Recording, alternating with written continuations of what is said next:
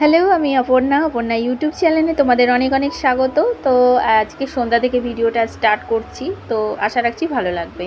তো এদিকে দেখো এখন ঘুগনি করছি, আর দুপুরে রান্না করেছিলাম পেঁপে সেদ্ধ আলু সেদ্ধ ভাত, তো সেটা বেঁচে গেছে, তো সেইটা দিয়ে ঘুগনির মধ্যে দিয়ে তরকারি রান্না করে নিচ্ছি।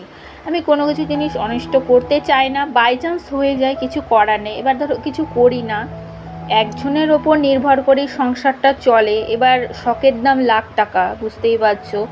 গাছ লাগানো একটা শখ, পেশা, তো টবটাও তো কিনতে হবে টাকা খরচ করে। যেহেতু আমার ঘরে অনেক ধরনের এরকম ধরনের ড্রাম আছে, যেহেতু আমার হাজব্যান্ড কাঠের কাজ করে, তো সেই দামটা কেটেই আমি টব বানিয়েছি। এই যে সামনে দেখছো একটা গাছ লাগানো আছে, অ্যাগ্লোনিয়াম বোধহয় নামটা, সঠিক বলতে পারছি না। এটাও কিন্তু একটা কৌটো কেটেই আমি টব বানিয়েছি। আরও অনেক অনেক বানানো আছে, কিছু কিছু কেনাও আছে, যেগুলো যেমন কম রেঞ্জে আমি খুঁজে বেড়াই যে কম টাকার মধ্যে ভালো জিনিস কেনা, যাতে টাকাটা একটু সেভ হয়। টাকাটা সেভ করলে কি আমি স্বর্গে নিয়ে যাব?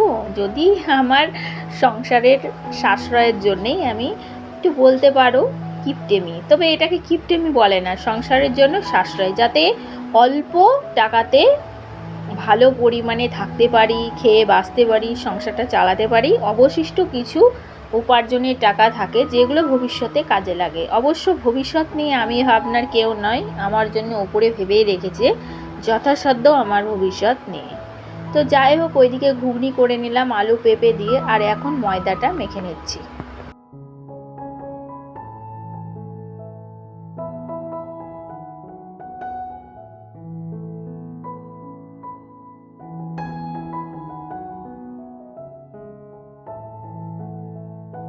এই যে এদিকে দেখো ময়দাটা মাখা হয়ে গেছে, ময়দা বলতে এটা আটা, মানে রুল ময়দা নয়।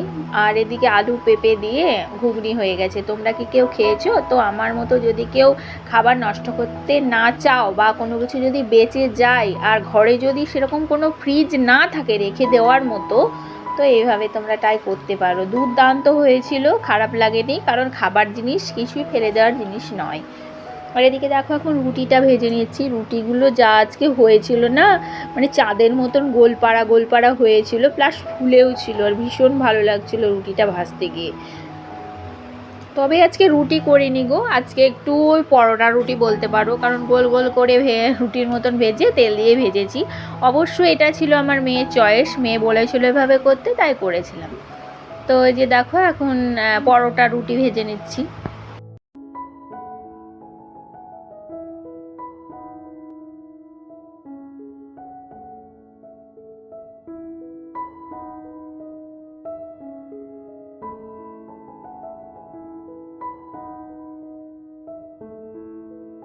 আর বন্ধুরা, যে টবগুলো আমি বানিয়েছি নিজে হাতে কৌটো কেটে, তো সেই টবগুলো একটু কালার করার ইচ্ছা আছে, জানি না কবে করব। তো হাজব্যান্ডকে বলা হয়েছে যে ফেব্রিক আনার কথা।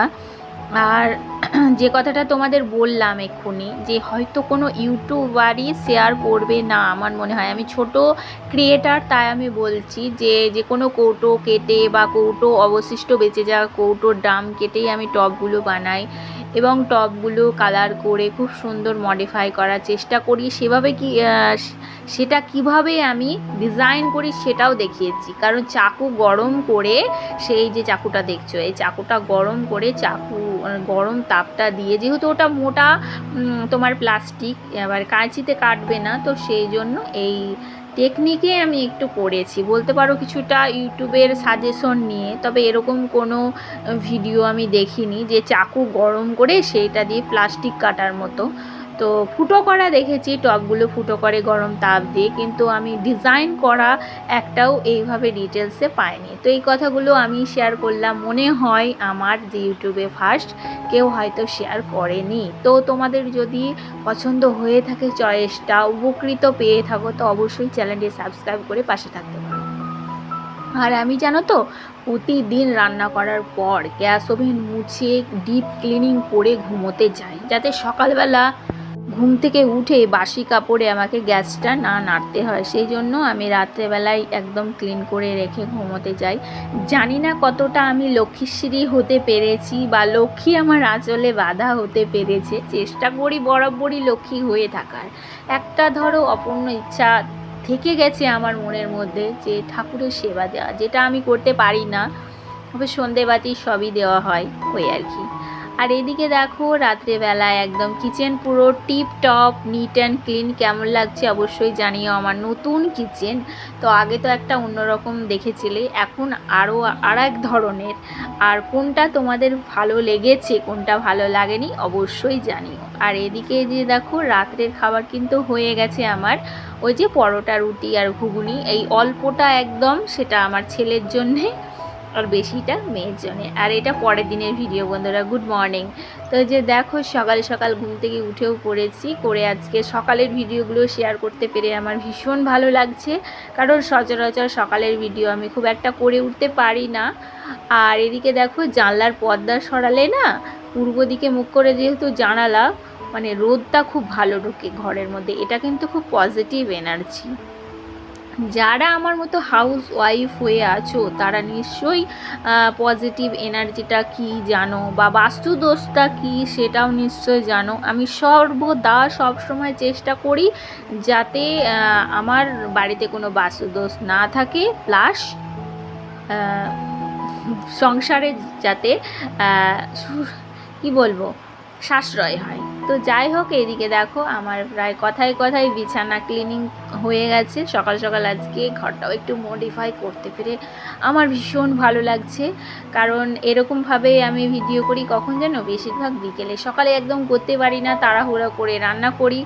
কি হয় বলো তো, কালকে হাজব্যান্ড কাজে গেছিলো, এবার বললো ওর হাতে ব্যথা, তো আমি ভেবেছি আজকে কাজে যাবে না, ওই জন্য কিন্তু কালকে রাত্রেবেলায় ওষুধ নিয়ে এসেছিলো। এবার ওষুধ খেয়ে ওর হাতের ব্যথাটা সেরেছে অনেকটাই, তো সেই জন্যে বললো যে কাজে যাব। এবার আমি তো এই সব কাজ করতে গিয়ে অনেকটা সময় পার করে ফেলেছি। এবার তাড়াতাড়ি করে আমি পেঁপে সেদ্ধ, আলু সেদ্ধ, ডাল সেদ্ধ ভাতের মধ্যে দিয়ে দিয়েছিলাম। তো তারপরে ওই পেঁপেটা দিয়ে ডালও করেছিলাম, কারণ ও দেখছি যে কাজেই যাচ্ছে না, অনেকটা লেট করে যাবে বললো, সেই জন্য তরকারি ভাত আবার করলাম। তো সেগুলোর ভিডিও আর শেয়ার করতে পারিনি, মানে এটা পরের দিনের ভিডিও দেখছো আর পরের দিনের কথাটাই বলছি।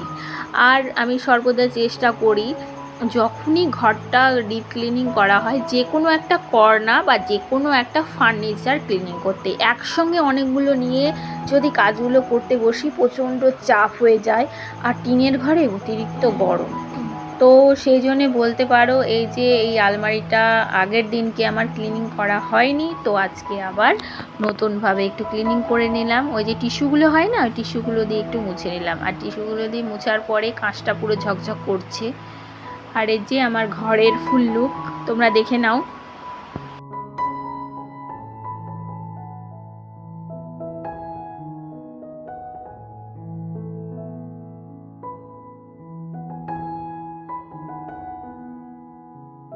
বন্ধুরা রুমটা ক্লিনিং করে রান্নাবান্না করে ছেলেকে স্কুলে দিয়ে এসে আমি এখন ঘরগুলো মুছে নিচ্ছি। অবশ্যই সকালে বাসি ঘর ঝাড় দিয়েই কাজগুলো করেছিলাম, তো সেটা অবশ্য ক্যামেরাবন্দি করা হয়নি। এখন ঘরটা মুছে নিয়ে স্নানে যাব, স্নান সেরে এসে তুলসী গাছে জল টল দেবো, দেওয়ার পরে ছেলের স্কুলে আবার যাব। তো এই হলো আমার প্রতিনিয়ত নিত্যদিনের কাজ, যেগুলো তোমাদের জানিয়ে দিলাম। আর একটু দুপুর মানে মোটামুটি 3টে সাড়ে 3টে নাগাদ এসেছিলো ঝমঝমিয়ে বৃষ্টি। তো আজকে বৃষ্টি দিয়েই আমি আমার ব্লগটি এন্ড করছি। তো আমার ভিডিওর কোনো অংশ ভালো লেগে থাকলে অবশ্যই একটা লাইক করে দিয়ে যেও। আজকের মতো আসি, সকলে ভালো থেকো, সুস্থ থেকো, সকলকে নিয়ে থেকো, টাটা।